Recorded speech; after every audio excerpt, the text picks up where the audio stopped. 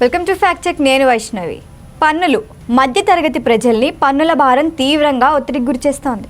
ప్రతి దానికి జీఎస్టీ కట్టుకుంటూ ట్యాక్సుల మీద ట్యాక్సులు, డబుల్ త్రిబుల్ ట్యాక్స్లే కట్టుకోవటానికి బతకాలా అన్న నిర్వేదానికి గురవుతున్నారు.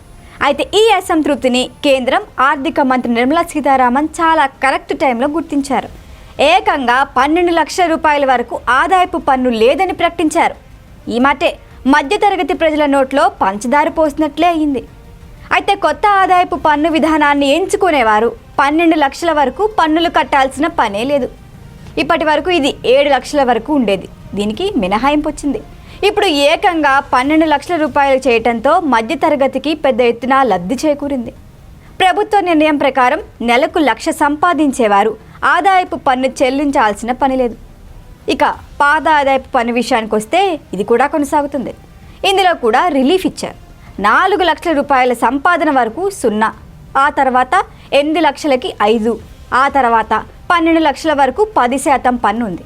16 లక్షల రూపాయల వరకు 15%, 20 లక్షల తర్వాత 25% పన్నుని విధించారు. మన దేశంలో 1 లక్ష పైన జీతం తీసుకునేవారు చాలా తక్కువగా ఉన్నారు.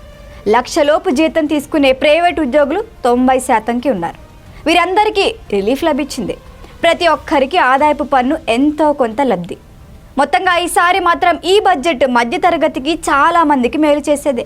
ఒక్కో ఉద్యోగికి కనీసం ఎలా కాదన్నా ఏడాదిలో 30,000 వరకు ఆదాయం మిగులుతుంది.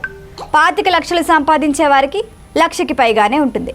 అయితే ఎన్డీఏ ప్రభుత్వం ఏర్పడిన తర్వాత మధ్యతరగతికి ఇంతలా మేలు చేసిన బడ్జెట్ మరొకటి లేదని అనుకోవచ్చు. ఈ వీడియో కనుక మీకు నచ్చినట్టయితే లైక్ చేయండి, షేర్ చేయండి, సబ్స్క్రైబ్ చేయండి. అలాగే పక్కనే ఉన్న బెల్ ఐకాన్ని క్లిక్ చేయండి.